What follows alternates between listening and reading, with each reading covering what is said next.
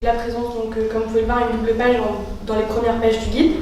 Puis de la présence sur nos lancements. Ça a commencé par le village du Petit Poney, qui a eu lieu le 17 et 18 juin dernier. Puis ensuite sur Bellecour et sur les lancements Grand Lyon dont vous a parlé Julien. Alors en fait, chaque année, vous n'êtes pas sans le savoir, le Petit Paumé a un thème donc qui change chaque année. On a choisi, nous, la surprise. C'est un choix qu'on a fait en groupe, en association. Pourquoi la surprise ? Parce qu'on s'est rendu compte, en vivant à Lyon, en découvrant toutes ces adresses, ces belles adresses, parfois moins bonnes, que c'est une ville qui est pleine de surprises, qui est pleine de, je dirais, de jeux de regard, qui est pleine de faux semblants. C'est une ville qui a plein de secrets en fait à révéler. Donc la surprise, c'était vraiment un thème qui correspondait parfaitement à l'image qu'on se faisait de notre belle ville lyonnaise et qu'on voulait mettre en avant du coup dans l'édition du Petit Paumé 2018. D'accord. Et qu'on retrouve dans le graphisme, la maquette, la couverture que vous avez choisie avec Exactement. votre partenaire. Bah, écoutez, je l'ai juste ici d'ailleurs, je vais vous la montrer à la caméra.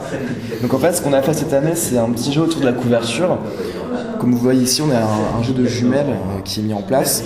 C'est un trou en fait dans la couverture. Donc quand on la déplie, a priori, on a une scène a priori un peu banale qui est décrite. En fait, quand on ouvre, là on a la surprise avec plein de petites illustrations autour qui font face à des petites surprises de la vie quotidienne. Donc j'invite tous les lecteurs d'ailleurs à lire le guide, à voir toutes les surprises qui y sont dessinées, parce qu'à chaque scène, à chaque rubrique correspond à tout un tas de surprises donc liées au thème de cette année. On a créé une nouvelle catégorie cette année qui est liée à l'évolution un petit peu du paysage et du tissu économique lyonnais. C'est la catégorie coworking, donc c'est une nouveauté de cette année.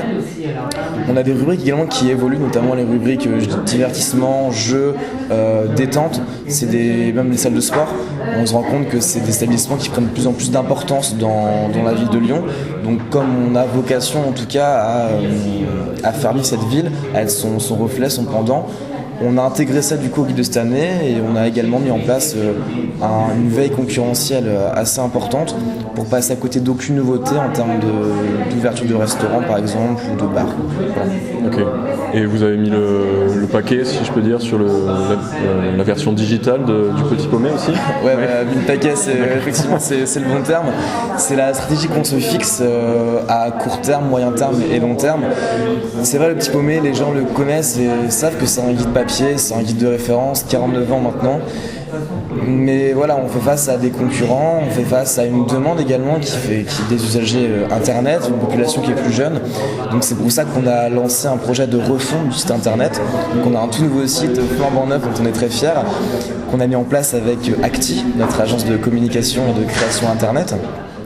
On a également une page Facebook extrêmement dynamique, qu'on tend à personnifier, qu'on tend à rendre communautaire. Et un autre projet d'ampleur, c'est le chatbot. Donc, le chatbot, pour ceux qui ne connaissent pas, c'est en fait une intelligence artificielle mise en place sur Messenger, donc la plateforme de Facebook. Et donc le Lyonnais pourra taper trouve-moi un restaurant pour manger avec mes copains dans le deuxième. Et du coup là, grâce à la base de données qu'on a au Petit Paumé, on pourra ressortir un restaurant qui correspond à ces critères et à l'attente de la personne au moment T. D'accord. On Voilà. peut avoir des recommandations personnalisées. Extrêmement personnalisé à tout moment dans la rue. Enfin, il n'y a aucun problème, aucune barrière avec le chatbot. Alors effectivement, l'indépendance, c'est une devise qu'on se fixe depuis maintenant 49 ans. On est totalement indépendant par rapport aux annonceurs. C'est-à-dire que c'est pas parce que quelqu'un a pris publicité qu'il aura forcément une critique qui sera atténuée ou qui sera diluée. On essaie de restituer la juste vérité aux Lyonnais. Donc il n'y a aucun problème d'indépendance par rapport à ça. D'accord. Vous séparez les rédacteurs qui vont faire les critiques de la partie financière Exactement, en fait chaque personne a une rubrique attitrée. Par exemple, je parle en connaissance de cause, j'étais responsable de tout ce qui est cuisine indienne, donc j'ai pas le droit de tester la restauration indienne. Voilà. C'est d'autres personnes qui vont tester, qui rédigent la critique et qui la publient. D'accord. J'ai aucun regard là-dessus. Ce ton d'impertinence, c'est quelque chose qui nous caractérise et qui nous caractérisera, je pense, toujours. C'est pour ça que vous l'avez dit, on a eu de nombreux procès. On aura peut-être encore des procès à l'avenir, qui sait. Pourtant, on a un très bon avocat qui nous accompagne. Mais non, effectivement, c'est une des valeurs qui siège au Petit Paumé. D'accord. L'impertinence. Et ce sera toujours le cas.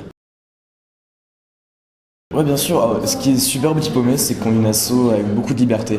On n'a pas vraiment de contraintes, donc honnêtement tout est possible.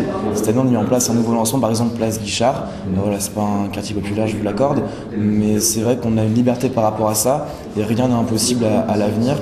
On a aussi cette fibre sociale-là, notamment avec notre asso Coup de pouce.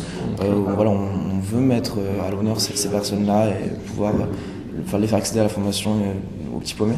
Donc rien n'est exclu à l'avenir, effectivement, tout à fait possible.